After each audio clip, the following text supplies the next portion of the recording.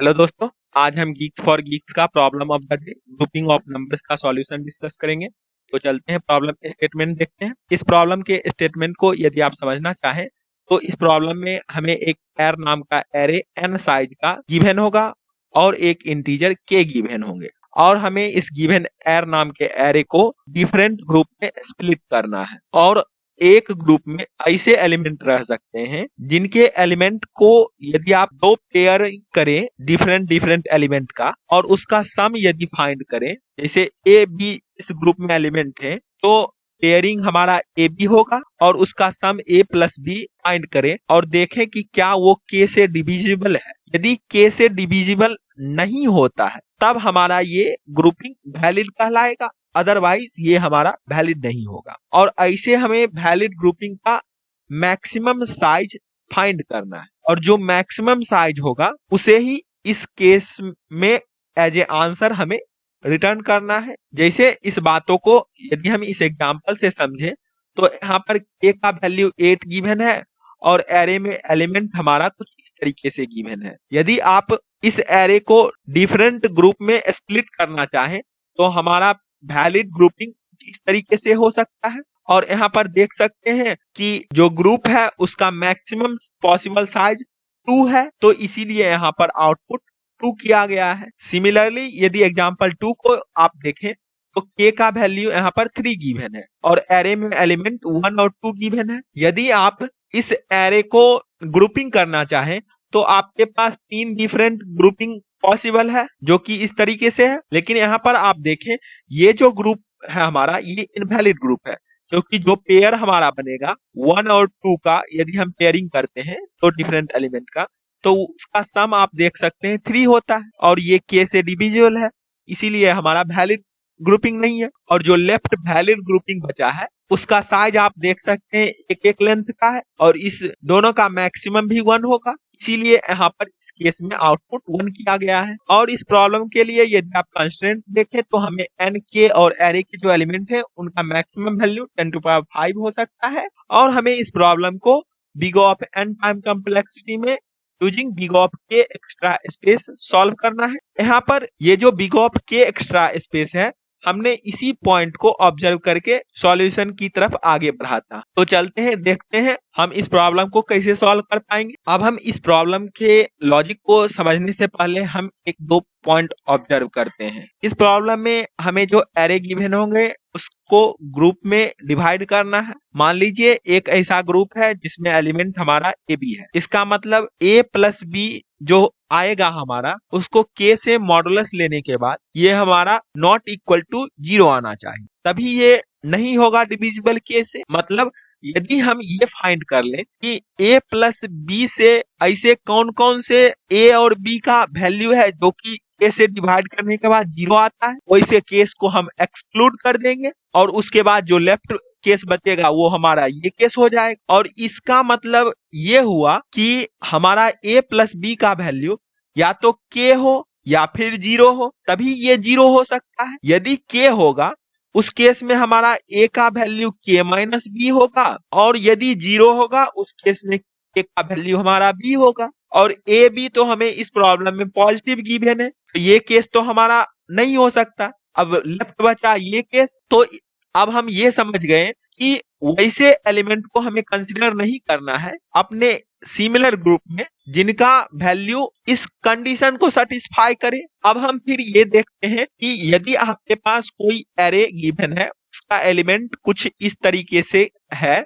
और एक value k given है और यदि आप इस गिवन एरे के एलिमेंट को k से मॉडुलस ले लें तो आपका जो एलिमेंट रिड्यूस हो जाएगा वो 0 से लेकर के k-1 तक के फॉर्म में ही कोई नंबर आएगा। मतलब ये जो एलिमेंट के एरे होंगे वो इस फॉर्म में रिड्यूस हो गए। जैसे यदि k का वैल्यू 10 होता तो हमारा जो ये एरे होता वो 0 से लेकर 9 तक के नंबर के बीच में रहता। और हम ये जानते हैं कि यदि हम 1 एलिमेंट वाले को इंक्लूड करें तो हम 9 जिसका रिमाइंडर है उसे इंक्लूड नहीं कर सकते, या फिर 9 वाले को इंक्लूड करें तो 1 वाले को इंक्लूड नहीं कर सकते। मतलब इस 1 या फिर 9 वाले में कौन से केस को इंक्लूड करना होगा। जैसे 1 का फ्रीक्वेंसी इस गिवन एरे में b है और 9 का फ्रीक्वेंसी i है, तो b i में जो बड़ा होगा उतना एलिमेंट हम अपने ग्रुप में ऐड करेंगे जिससे हमारा वैलिडिटी ब्रेक ना हो। ऐसा ही यदि हम इस 3 के लिए देखें तो या तो हम d नंबर ऑफ एलिमेंट अपने इस वैलिड ग्रुपिंग में स्टोर कर सकते हैं या फिर g जिसका फ्रीक्वेंसी है, क्योंकि 3 और 7 मिल करके 10 होता है। यदि हमारा a 3 होता है तो k यहाँ पर 10 गिवन है और b हमारा 7 आएगा। इसीलिए हम या तो d फ्रीक्वेंसी को रख सकते हैं अपने ग्रुप में या फिर g फ्रीक्वेंसी वाले को, और वैसे फ्रीक्वेंसी को रखेंगे अपने वैलिड ग्रुपिंग में जिस का फ्रीक्वेंसी ज्यादा हो, मतलब d और g में जो बड़ा है उतने एलिमेंट को अपने वैलिड ग्रुपिंग में ऐड करेंगे। लेकिन यदि आप इस 0 वाले रिमाइंडर के केस में देखें तो उस केस में हम सिर्फ और सिर्फ 0 रिमाइंडर का कोई एलिमेंट एग्जिस्ट करता है तो उसको हमें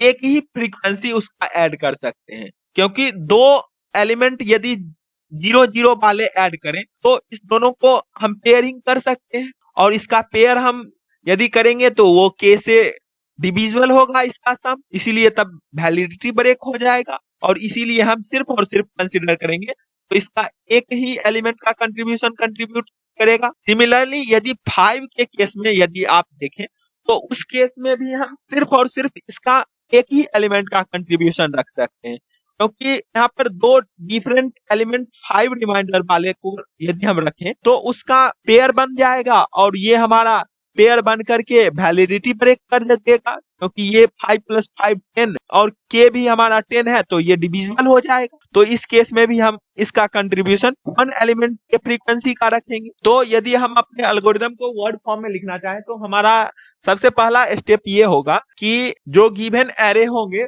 उसके हर एक एलिमेंट को रिड्यूस कर देना होगा k से मॉडुलस लेकर के, और फिर हर एक जो एलिमेंट आएगा उस एलिमेंट का फ्रीक्वेंसी कितना है वो फाइंड कर लेंगे, और फिर हम एक आंसर नाम का वेरिएबल बना लेंगे और जिसमें 0 फ्रीक्वेंसी वाले के लिए और a बराबर b जिस केस में होगा, जो कि a हम फाइंड करेंगे a माइनस b करके, उस केस में भी हम फ्रीक्वेंसी का कंट्रीब्यूशन जो रखेंगे अपने आंसर में वो 1 रखेंगे, जो कि ये वाला केस होगा और ये वाला केस होगा, और बाकी के केस में हम जो भी एलिमेंट आएगा जैसे 1 और 9 का मैक्सिमम जो होगा उसका वैल्यू रखेंगे, 2 और 8 में जो मैक्सिमम आएगा उसका वैल्यू रखेंगे। तो इसी बातों को अब हम कोड में इम्प्लीमेंट करते हैं। यहाँ पर सबसे पहले हम जावा कोड देखेंगे। यहाँ हमें max group size function given है, इसे ही कंप्लीट करना है। यहाँ पर हमने एक फ्री नाम का एरे डिक्लेयर किया है k साइज का, क्योंकि हमारा जो एरे के एलिमेंट रिड्यूस फॉर्म में आएंगे वो सिर्फ और सिर्फ 0 से लेकर के k-1 तक ही लाई करेगा। और उसके बाद हम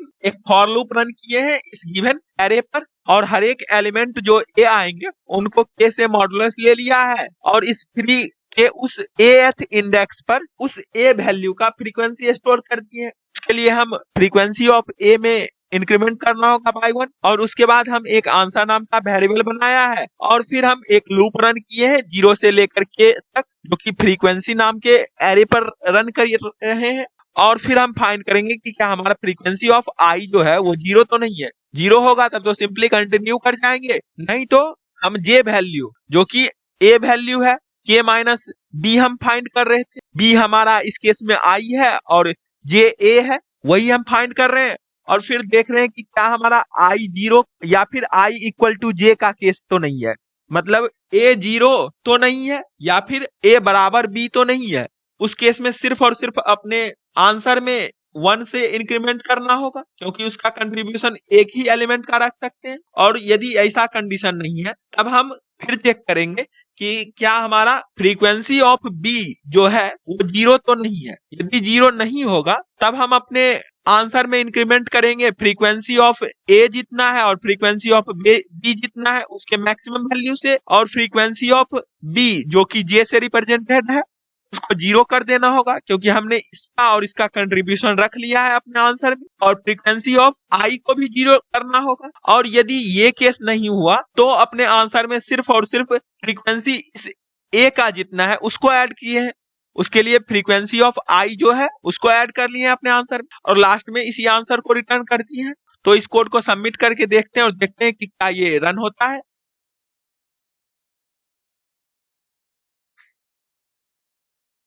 यहाँ पर देख सकते हैं हमारा टोटल टेस्ट केस पास किया और रन भी किया। अब हम चलते हैं सी प्लस प्लस कोड देखते हैं। सी प्लस प्लस कोड भी हमने सिमिलर वेज में लिखा है। इस कोड में भी हमने सिमिलर लॉजिक अप्लाई किया है।